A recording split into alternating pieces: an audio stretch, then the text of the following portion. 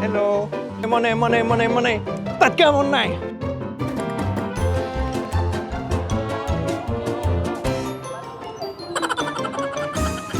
Sao đẳng tê.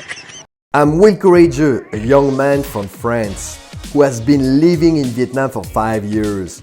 During a trip to Vietnam, I was captivated by the country's rustic cuisine and the simple yet fulfilling way of life of its people.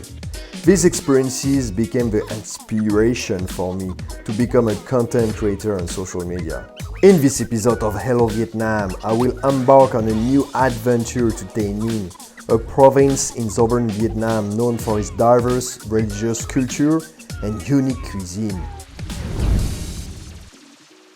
Ozo Vietnam, you're watching Hello Vietnam. Right now I'm Long Hoa Market, the largest market in Tây Ninh. It is said that the visitors, they can find all the Tây Ninh specialties in Long Hoa Market. And I've heard that the Tây Ninh people, they eat a lot of vegetarian food. So today, I'm gonna put myself on a challenge. First to try vegetarian dish in the market, and after to ask for a stay at a local place to try and cook the vegetarian cuisine. Let's go, come along. So I'm crossing the street. This is the market. And this is the entrance of the market. Oh, there's also fruits here, you have like clothes, like so many different things. Hello. Và có dầu muống ở đây? Dầu muống cái này. Gia tích dầu muống sầu thối. Số 1 Việt Nam. Chào cô. Wow, cái này là gì? Bông điên điển. Cái này là gì? Bông điên điển. Bông điên điển, wow. Đây. Tươi ngon hả? Yeah.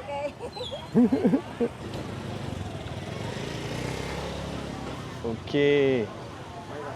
Rồi, cái này là hello, xin chào. Có thể tu một cái gung ở cái cái này người Tây Ninh là đặc sản Tây Ninh.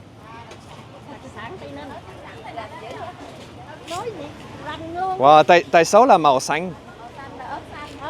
Ớt xanh, và ớt đỏ. Wow, ok. Có thêm muối. Muối. Là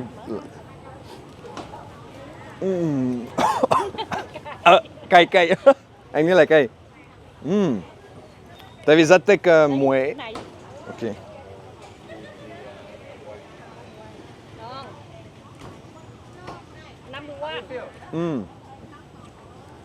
But so good. Cái này cooking ngon với chăm với nhiều thịt. Trái cây. This is the specialty of Tây Ninh, is bánh chanh.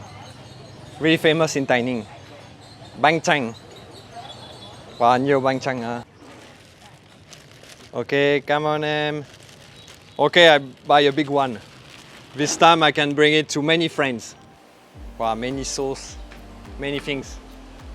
Hello. Wow, all the spice. Muối Tây Ninh. Ngon nhất tắc.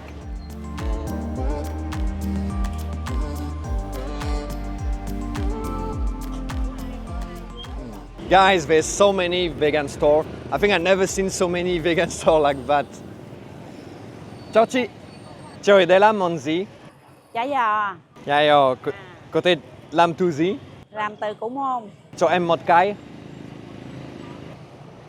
Ok, xin cảm ơn.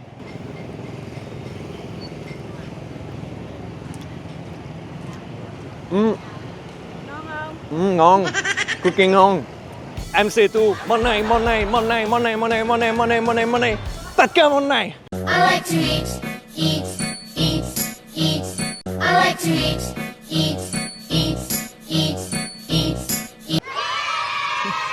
Chị ơi, chị nấu ăn đồ ăn chay ngon quá. Chị cho em ở lại học món chay nhé. Chị ơi, em sẽ rửa bát giúp chị.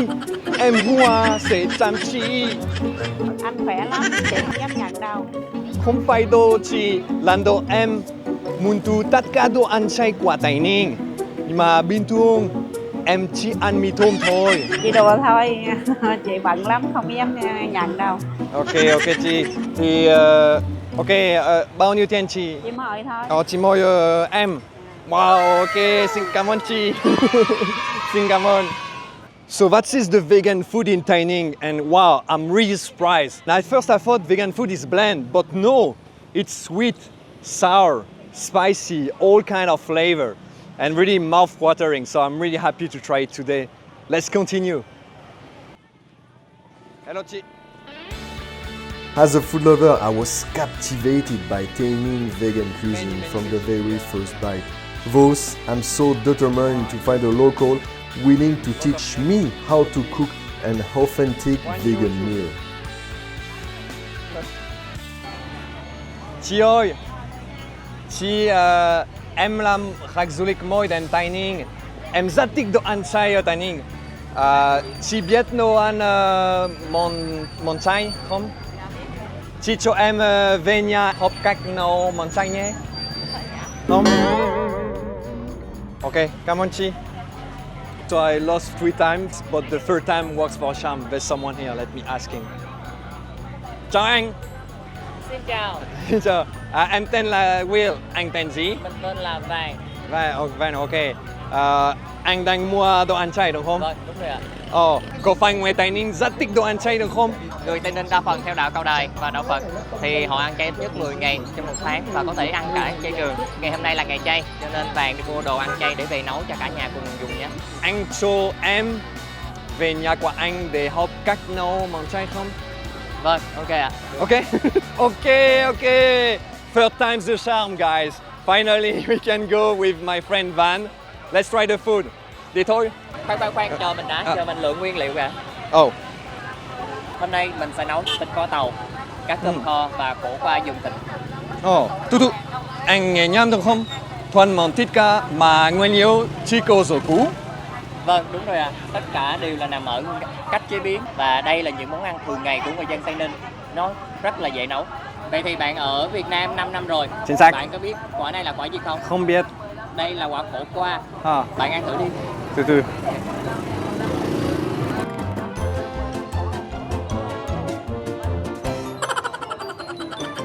Sao đằng tê? Ban đầu mình ăn nó sẽ đắng, tí nó sẽ có hậu ngọt, mới đúng tên gọi khổ qua là khổ nó sẽ qua đi. Guys, it's super bitter. But it's good. But bitter. Mua nhiều đi nha. Ok. Nè, trái này nó sẽ tươi nè, màu này nó tươi, nó ngon này. Vào. Cá cơm kho. Cái này gì? Cá cơm kho. Cá cơm. Vâng. Mình lấy hết chỗ này nha. Cá cơm. Con này, ok. Món mít. Jackfruit. Cho cháu cái bọc xin ít hành nữa cô ạ. Rất thích rau Việt Nam, rất là sucré, rất là tươi. Tươi, rất là ngon. Wow. Nguyên liệu đã sẵn sàng, mình cùng về thôi. Yeah, đi thôi. It was a delightful surprise and a stroke of luck to be invited to Vang's home, despite only just meeting him. True to my experiences, Vietnamese people remain some of the friendliest and kindest I've ever known. That warmth is also one of the reasons I've chosen to stay here. So I've successfully completed my first challenge in Tây Ninh. Now I'm heading to Vang's home to step into the kitchen and learn to cook some delicious vegan dishes. It's bound to be an exciting experience. Stay tuned for more of my journey in Tây Ninh.